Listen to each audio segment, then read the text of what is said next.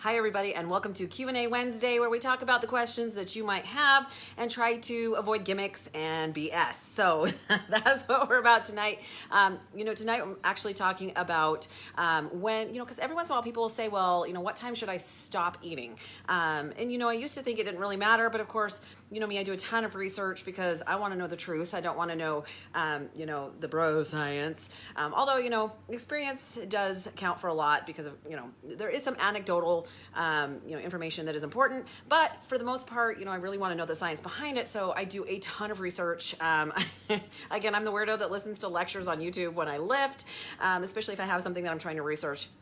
And I've done a lot of research lately on the circadian rhythm. And so, finding out that when you eat is just as important as what you eat. And so we're gonna talk a little bit about that tonight. Let's talk about your circadian rhythm. If you don't know what that is how your body relates to night and day, with the sun during the day, and of course, sleep at night. And a lot of people don't realize how important the circadian rhythm is to your health.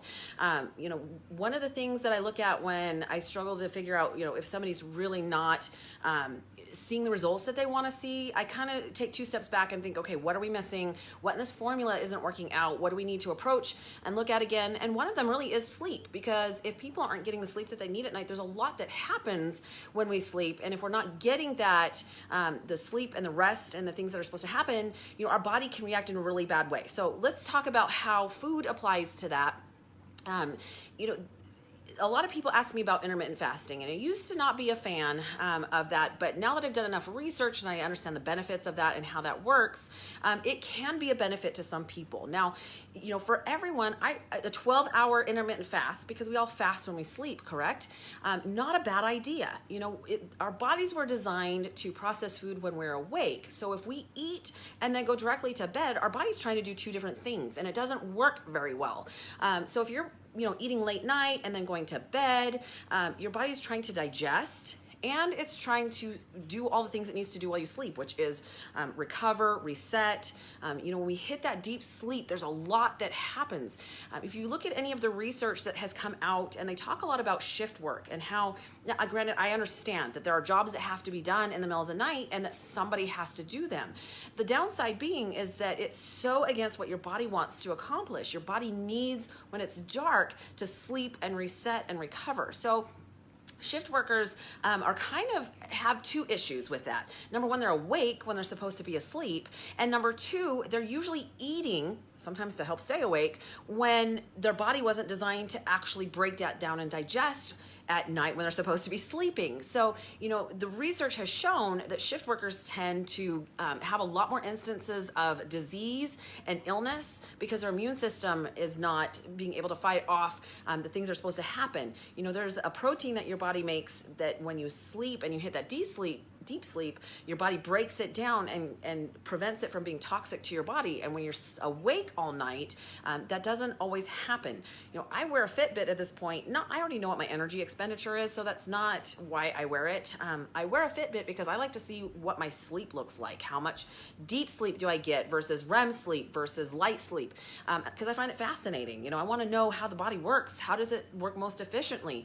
How do we fight aging when, there's things that contribute to it, but there's also things that we can do in order to kind of reverse that and fight the signs of age. So, I'm all about figuring out how our body works that way. So the downside to people eating really super late at night or in the middle of the night, because again, for shift workers, that might be their day, is that your body doesn't want to do two things at once. So you don't do either one efficiently, right? You don't hit that deep sleep. You don't recover. You don't rest. And that's even, deep sleep is when our body releases human growth hormone. So, when we're trying to build muscle or just become a healthier person, we're missing out on those benefits because we're not sleeping at the right time. So like I said, sleep and digestion don't work really well together. If you've ever eaten like a really late meal or a big meal especially, right? Super late, and then maybe you get the night sweats because your body's still trying to process. It's trying to do two things at once, and it just doesn't do very well at it. So you're not getting the benefits of doing either one efficiently. And our body likes a schedule. if you tend to notice that your body tries to do some of the same things during certain times of the day, there's a reason behind that. Again, our body follows a 24-hour schedule, and it wants to do those things at that time of day. So the more that you can eat during a certain time of day, the more that you can, again, there's just some benefits there to doing the same things. And I know that we can't all create that because sometimes our jobs or our lives don't allow it, especially when we're mothers, right? But the more that we can do that, the more beneficial and more efficient our body will be towards that. So, keep that in mind. So, I talked a little bit about intermittent fasting. I think in certain instances it's really a great idea. The downside is I think a lot of people have the wrong, thoughts about what really intermittent fasting is. Kind of a topic for another time, but just know that, if you're following it correctly, there's some benefits to it. And so even if we're just following the 12-hour cycle, right? You eat in a 12-hour period during the day and you fast during a 12-hour, that's not even that difficult, you guys. However, studies have shown that most people eat about 16 hours of the day. Well, that doesn't leave a whole lot of time for your body to do what it needs to do, because there's major things that happen when you stop eating. When you're eating, especially if you're eating carbs, you're pretty consistently producing insulin, and that can be a problem because insulin, of course, causes our body to store, usually as body fat. Now, there's another time and a place we talk about muscle growth and how insulin can help with that, but the downside is most people are pretty consistently eating diets full of carbs, and not a lot of times not the healthy ones, right? We're eating a lot of junk. The American diet is pretty much convenience food, processed food, and a lot of sugar. So our body doesn't get the chance to actually do what it needs to. You cannot burn body fat in the presence of insulin. It doesn't work, right? Because that's not what it does. So keep that in mind. That's just kind of a blanket statement, I know, but it can't do that. So, when you do fast, so like the 12 hours at night, like I said, which is what I recommend, all that means is if you start eating at 7 o'clock in the morning, just be done eating by 7 o'clock at night. That gives you a 12-hour period for your body to do what it needs to do. And one of the biggest thing that it does when you have that 12-hour window of fasting while you sleep is that it does something called autophagy, which is your body's ability to take cells in the body that are either waste or not doing their job or they're not produced correctly, and they break them down and they utilize those parts basically for other cells. Now, for people who don't ever get enough sleep or don't get the right sleep, of course, then you've got all those not great cells running around in your body, and so you're not getting the benefits of being able to, like I said, break them down and use them as used parts to build new cells. So you're not getting that reproduction of healthy new cells coming as fast as you really need to. So there's some major research been done, especially for type 2 diabetes and metabolic disorders, where some of those fasting periods are really important. But again, it's kind of a topic for another time. But just know that there is a time at night that you should stop eating. Like I said, I used to think, just whenever, as long as, you get your food in for the day. However, I highly recommend, because of the time that it takes your body to digest, research does show that if you will stop eating about 2 to 3 hours before you go to bed, that is your best option, because by then your body has done the majority of the digestive work that needs to happen, and it allows it to start the recovery process and do the things it needs to do while you sleep. So that's not, like some people say, okay, well, that's like 7 o'clock. Well, depends. What time do you go to bed? I have clients that get up at 3 in the morning. They don't go to bed at 10. So they might need to end their food sooner in order to allow their body to have that time to digest and get where they need to be before they go to bed. And, I find it fascinating. Some people even think that, well, and again, this comes back to the research. Well, that allows me to eat whatever I want, right? That's a way to still lose weight and eat crap. It's not. There is no healthy lifestyle that allows you the loophole of eating a bunch of garbage all the time and not receiving some consequences from that. It doesn't matter what type of diet you follow. It doesn't matter if you're doing intermittent fasting. Here's my problem with intermittent fasting. I find that most people, like I said, have the wrong idea of how that works. That, hey, if I only eat within a 3-hour period during the day, but then I think they can eat whatever they want. It doesn't work that way. There is, again, no healthy lifestyle that allows you to eat a bunch of crap and not receive consequences from that.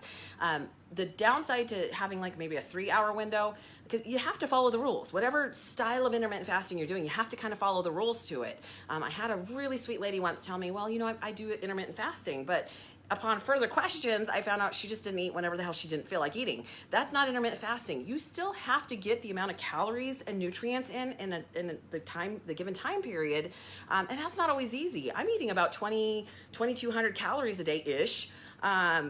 yeah, I can't do that in a 3-hour period. I would, first of all, I'd never stop eating. And number two, that's not even fun. Like that doesn't appeal to me whatsoever. So, the most effective time restraint for that would, a 6 to 10 hour window might be great. But my lifestyle just does not, I can't do it. Like it just doesn't work for me. So 12 is what I'm shooting for. It doesn't always work that way either because God, there's just times I am starving. But I do try to end, 2 to 3 hours before I go to bed so that my body can get to the point that it needs to in order to get really great sleep. Just making sure that I got everything that I wanted to talk about tonight. Yeah, so, again, keep in mind that, this isn't about shortcuts. This is about really making good choices that help your body be efficient to do what it is that you need to do in order to reach your goals. I get lots of questions all the time. Well, how about this? Well, how about that? Well, what is your overall goal? Are you trying to, lose quick weight and get to somewhere, which, you know that I'm not a fan of that. Like if you don't have the basics down and you don't already have a healthy lifestyle in place, there's no amount of dieting that's going to help you to benefit from short-term garbage, right? Diets don't work. We already know that low calorie diets do not work. First of all, you're not getting the amount of nutrients that you need, but also it reduces your metabolism. So when I give someone a meal plan or help work with them nutritionally, the first thing they usually do is complain how much food that is. But your goal is to overall, the reason to eat, I get that there's other benefits. I mean, we eat because it's social, we eat because it's tradition, we eat because it's comfort, but overall the benefit of eating is to provide our body with the nutrients that it needs to be as healthy as we possibly can, to have a quality of life for as long as we possibly can. And there's no cheating or short-term, loopholes that's going to help you do that. You have to figure out that overall healthy lifestyle. So your takeaway from tonight is, should you stop eating at a certain point of the day? Yeah, absolutely. I think that if you can do about 2 to 3 hours before bed, that will really allow your body to digest what it needs to, and then switch the digestive process off and turn to what it needs to do in order for you to be at your best, which is sleep and hit that deep sleep so that you can recover, build, and reset. So hopefully that helps. By the way, will not be having Meals with Melissa this weekend. I will be on vacation starting early tomorrow morning. Pretty excited because I kind of think I deserve it at this point. But we will be back with Q&A Wednesday next week. You guys, I get my best ideas from you. So please, leave comments below. You can direct message me as well if you have specific questions that I haven't answered that you feel are important. Don't be surprised if I ask you if I can use that at another time for a Q&A Wednesday. But, my goal is for you to be as healthy as you possibly can and avoid the pitfalls of the things that obviously haven't been working in the American diet. So have a great evening, guys. And until next week, be safe.